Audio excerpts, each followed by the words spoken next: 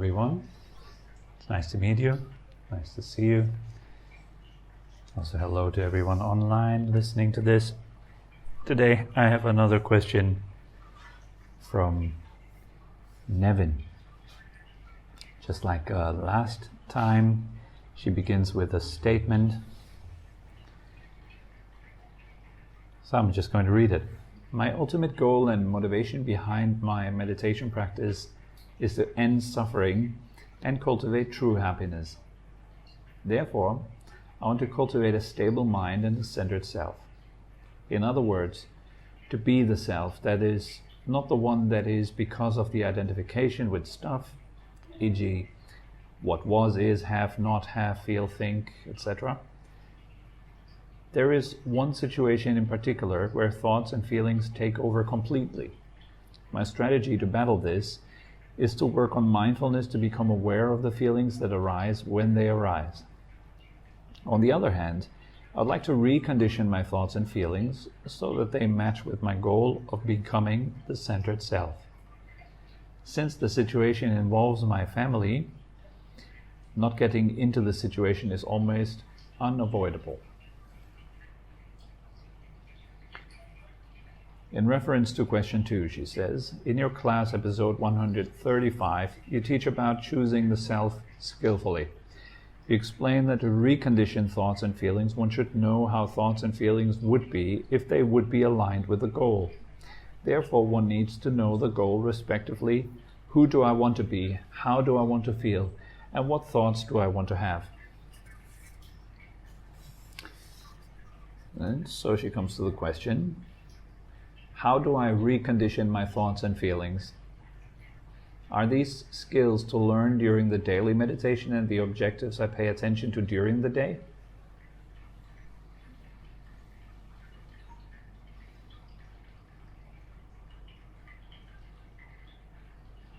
She gives an example too.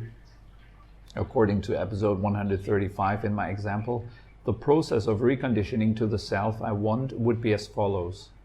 The goal is a stable mind and centered self. Thoughts I want to have. The feelings are not me. There is no need to react on them. Feelings I want to have. The pain can be here without my body tensing. And so the question is how to recondition her thoughts and feelings like this.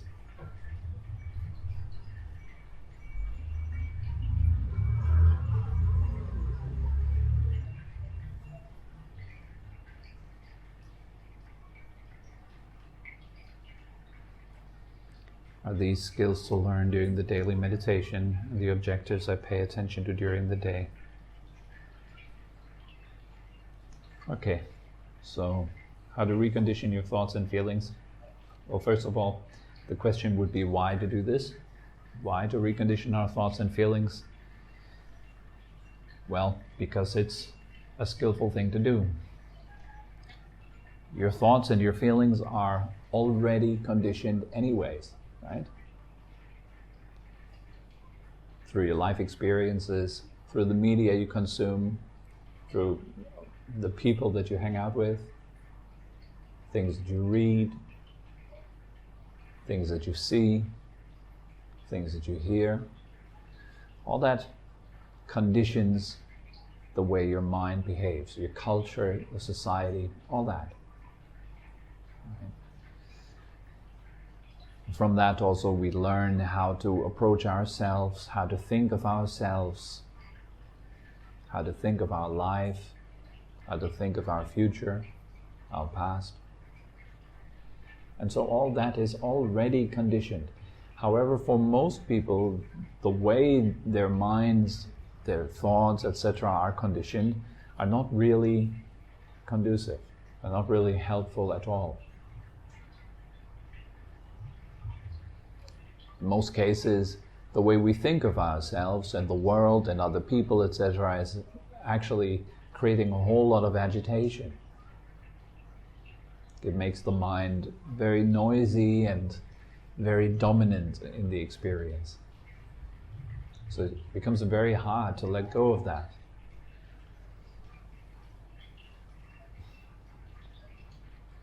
plus a reason why you want to recondition the way you think of yourself. We're talking of really beginning stage practice. It's really important to choose your thoughts, to choose your feelings, choose who you are and who you want to be wisely, skillfully, so that it actually leads you on a path to long-term benefit and happiness. Not just some short-term gratification, right? Like most of us have a part in us that wants fast results. We want to have immediate gratification. So we are impatient.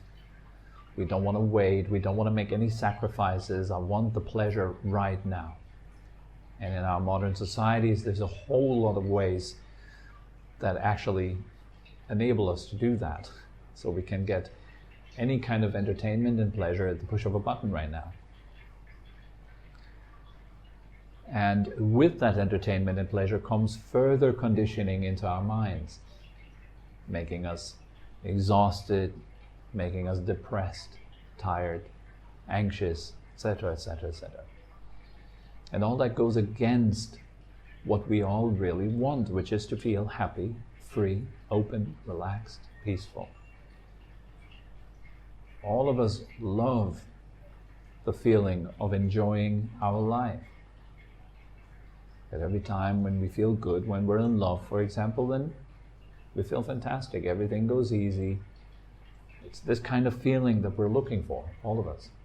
That type of freedom, flexibility, sense of safety.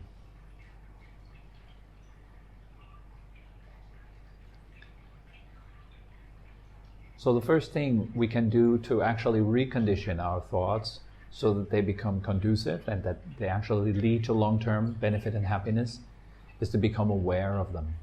Just notice how you talk to yourself in your own head the whole day long. How's that like? And to make that even more clear for yourself, I really do recommend, for example, each evening to look back onto your day and the way you are treating yourself. How do you talk with yourself? Just to make that absolutely clear in your awareness. This is what I'm currently doing. If I kept doing that, who would I become? Would it be the kind of person that I want to become? Because every single action is just like a seed. And we're constantly sowing seeds. The question is, do we want to actually live in the garden that grows from these seeds? Or is the garden full of thorny plants, like poisonous stuff? Well, as soon as you get in there, you get a rash. Or do you want to have a nice, beautiful garden that is inviting and relaxing and full of herbs and good fruit and beautiful flowers?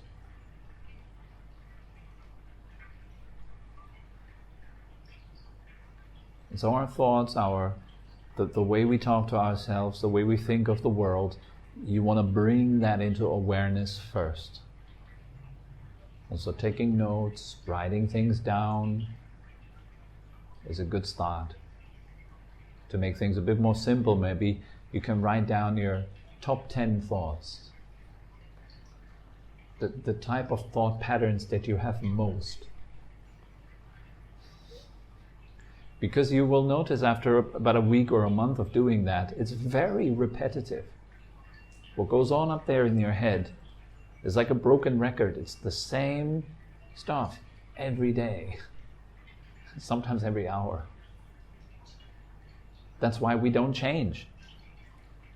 You can see someone after 10 years of not having seen them, and they're talking about the same kind of topics. Maybe the stuff that they talk about has slightly changed, but it's the same topics.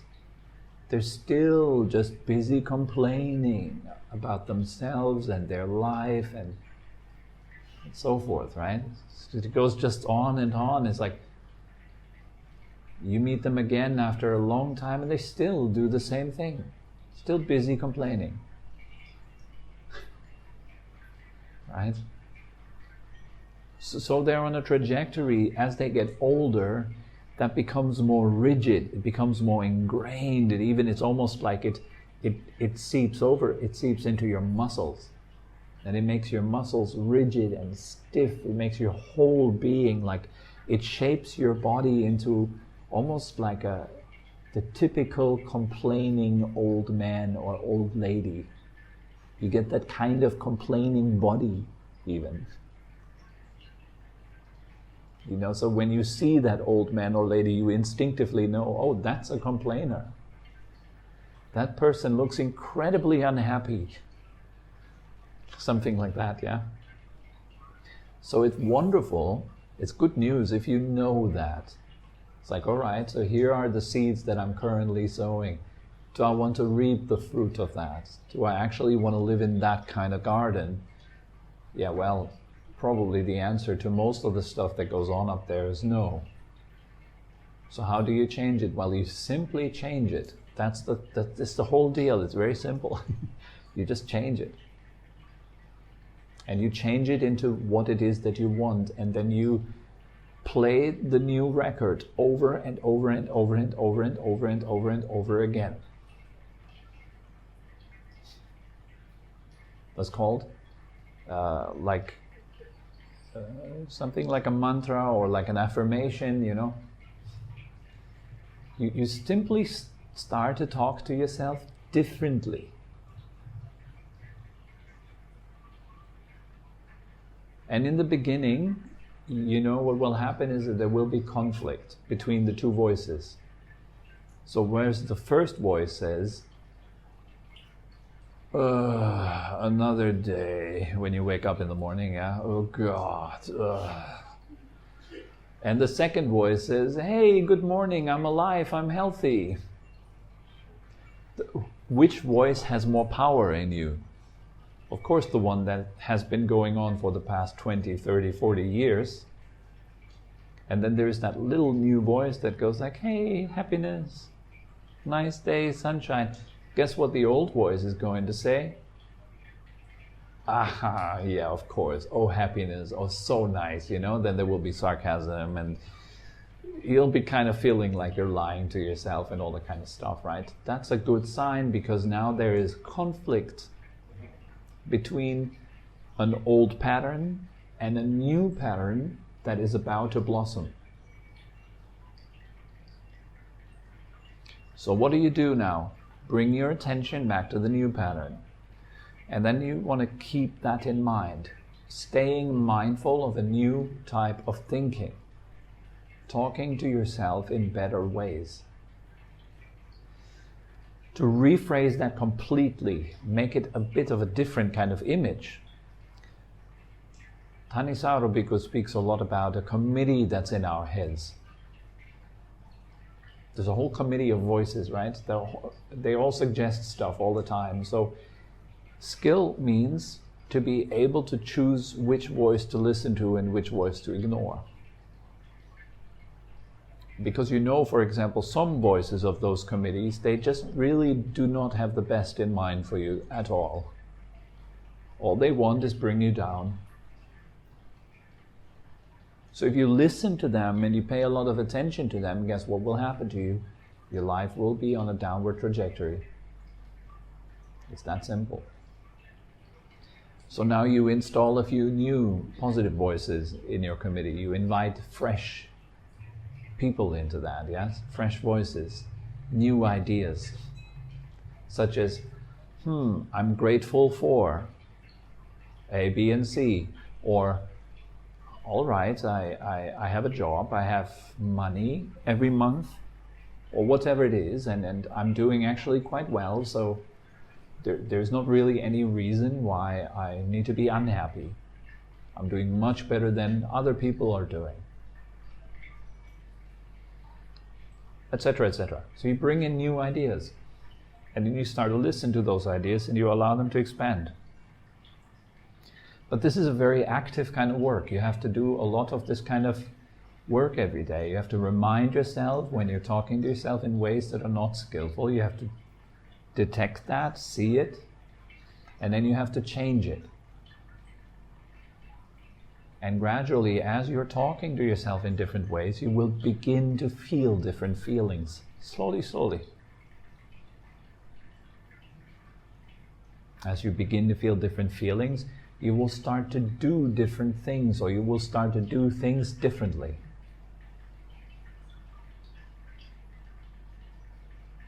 Like the way you get out of bed in the morning. Like little changes, there will be little changes. You may be complaining a bit less than you did the other week. So you're taking a good direction. It's not exactly the same as it was last week. Slightly different. And of course, all that it takes is your awareness. You want to be knowing what you're doing again. We come back to the other talk from Tuesday. It's the same kind of thing, right? I'm referring to the talk, the episode 306, where it's all about the idea also of knowing your actions, knowing what it is that you're doing right now, and kind of foreseeing the long-term results of that. Because we all have the ability to do that. Like, if I'm doing this a lot, who might I become? And in the course of that, you may find all kinds of interesting things within you. Like, okay, you have unhappy patterns, and then you start to bring up happy patterns. And you will notice all of a sudden like a type of aversion against happiness. Like, I hate being happy. That's very interesting. Like, if you have that kind of stuff in you, like feeling hateful towards happiness, then you can follow that a little bit deeper and explore it. Why would that be? Why do I hate happiness? Why do I think of happy people as silly clowns, as like stupid, silly people that are just faking it or pretending to be happy? Why would I think about them in that way? What does that say about my way of thinking about my past, the way I've been brought up? What could I learn from that?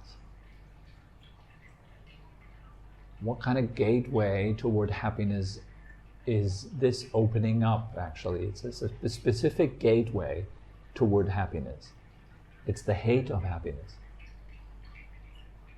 As weird as that might sound, it's very often it's through the darkness that you find incredible sources of light within yourself. If you would just address the darkness, you could learn from it and transform it, or like go through it and come out at the other end a new person. And sure, you can completely lose yourself in it, so I don't deal much with these kind of topics. The reason why I don't talk much about it, and less so, is because the more you practice meditation, the more you will discover the value of silence, of abandoning new kind of stuff, making up new stuff. The more you see like how beautiful it is to let go of all stuff, to stop making more stuff, whether it's good stuff or bad stuff. The more like a kind of lightheartedness and happiness comes into you, and then that lightheartedness and happiness will automatically make you do nice things in your life that are different. You're then able to relate to people differently, you're able to relate to yourself differently, etc., because you have a different experience of yourself, which is beyond the superficial, the layer of thought and feeling. So I would suggest to you, if you practice a lot, just come into the practice and spend a lot of time in stage 2, present moment awareness, stage 3, silence, and allow those states to really nourish you, to really feed you, and to correct all the imbalances that are within the emotional or mental body that have been built up throughout the years. It is a kind of coming back to the source. And so that source, that silence, that kind of presence and so forth, they have this incredible power to just simply open you up and relax, and you suddenly start doing things differently and think differently and feel differently. But if you're absolutely having a really, really hard time to establish a regular practice and really stick to it and really take it seriously and go deeply into it every day, then yes, it may be well the case that you first have to learn to do things differently in your life and think differently and feel differently and make yourself feel differently. Like eat better food, do more exercise, like make better choices in your day-to-day life, because maybe the choices that you've been making so far are really draining you, so you have no power and no energy to think in better ways even. Or to do your meditation practice. It's just not enough energy there. So do some things that you enjoy doing, that you love doing, that make you happy. So you come a little bit back into your energy. Then change the way you think a little bit. And then change your feelings a little bit if you can. It's not really about changing them. It's much more about becoming aware and allowing this feeling to guide you to a better place. Any pain that arises within yourself always acts as a guide. It shows you what you really want. It shows you what you really need. Some people feel oppressed, they feel anxious. If you feel oppressed and anxious, well, let that feeling inform you what it wants. What's behind it? What does it tell you? What's the need that comes with that feeling? What is unaddressed within you? And if you address that, then the feeling will naturally also resolve itself and become its healthy counterpart. Let me have one more look at the question.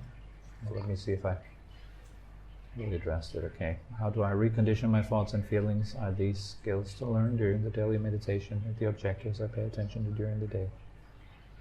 Yes, they are skills to learn during your daily meditation.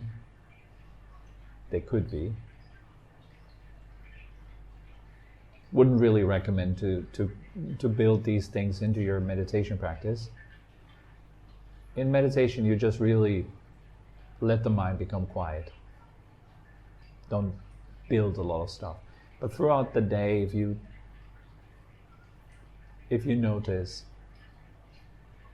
that your thoughts are not serving you, your feelings are not serving you,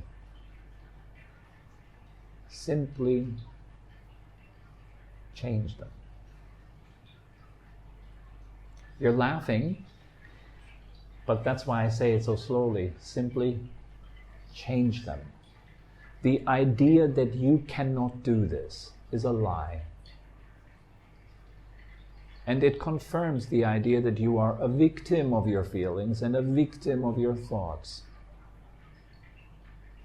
You're not. You are the one that creates your feelings and your thoughts. Are you not? Right? Who is the one thinking? Isn't it you? Who's the one having all those feelings? Isn't it you? So, simply notice that. It's me making it, so let me choose what kind of feeling would I like to make. Say, for example, I would like to feel really, really joyful, really happy. Okay, I go back in my memory and think, okay, when was the last time that I felt really, really good? Could I find a moment when I was just finished, I had a huge chunk of work and I just finished it and everything was nice and perfect and then I could just relax. No appointments ahead, no stuff to do, just a few days of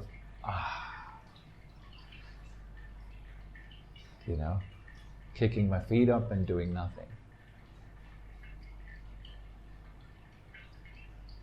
So that kind of feeling of kicking my feet up, doing nothing, just having a nice time with my family, I feel that again as soon as I remember it, right? You feel it. So as you breathe out, You let that feeling spread out in your being. There you go. You keep doing that. You want to feel like you just won the lottery? How might that feel like having just won the lottery? You just got the news. You did it. How would you feel? You all know how you would feel, right? Why wait for the lottery? Why not feel it right now? Who would keep you? There is no such thing as a thought police, fortunately, that would come to you and says like, all right, you can feel anything, but you are prohibited from feeling the feelings of having won the lottery. Fortunately, there's no such thing. You can feel anything you want. You choose. How would you feel like being surrounded by love? How would that feel like? Well, you know how it feels like. So feel it. How would it feel like being seen through the eyes of an angel?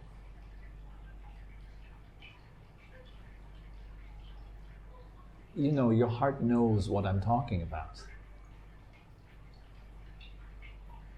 You simply feel that feeling, and you simply enjoy that feeling.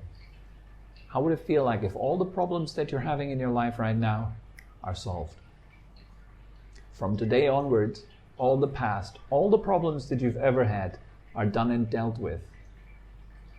Your sins have been cleared.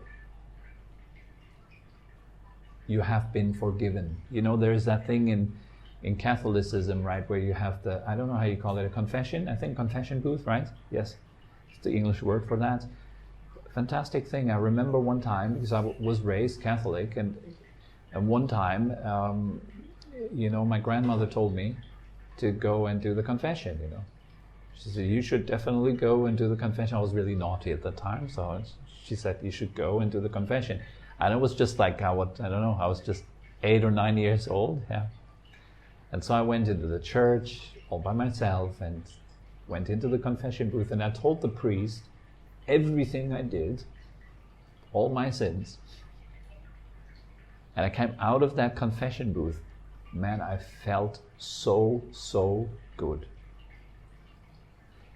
And it was that simple thing that I've just opened up completely, and I told it to someone, and that person said, you are forgiven. Fantastic. That was such a nice feeling. And guess what? You already are forgiven. That is the truth. So how would you feel like if you were forgiven? Completely. You want forgiveness? Feel it. Enjoy it.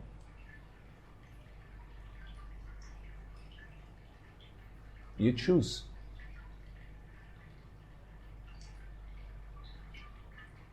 And yeah, you can do that in a formal session. You can sit down and cross your legs and feel that you are receiving forgiveness. Have a great time, like a great 10 minutes, 5 minutes.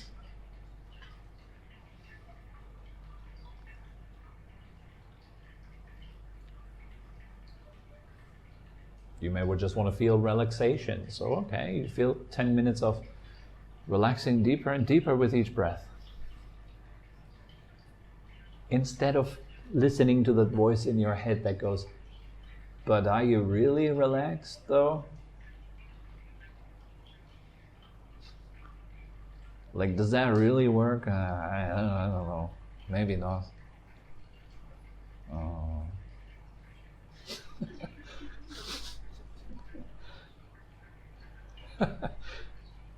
And it doesn't matter, right? The one voice says, does it really work? The other voice says, yes, hell yes, it works and I love it. Both voices are not true, right? So before I went to Thailand, before I moved to Thailand, I was really scared because I was giving up everything in Germany. And I was really scared of it. If I move to Thailand, what if I lose everything? I've read all these horror stories of like foreigners moving to Thailand and being just completely like going to jails and losing all their money and being like cheated on and whatnot. All these horror stories was just horrific, and I read all that before I went to Thailand, so I felt really, really, really scared. And what put an end to that fear is the simple understanding that whether I project a horrific future where lots of horrible things happen to me, or a future that will be amazing, I don't know in both cases, right? It could be really bad, it could be really good. So why would I waste my present moment with fear? So why not just simply feel happy? Because I can choose. Look at the dark future, look at the good future. Well, look at the good future. It makes me feel better right now. If I feel better right now, I do better things, make better decisions, and guess what? It'll lead to a better future. All right. I hope that clarified that a little bit and gave some input to Nevin's questions. So, yeah, thank you very much for coming today. I hope that was useful for you guys too. Have a wonderful weekend.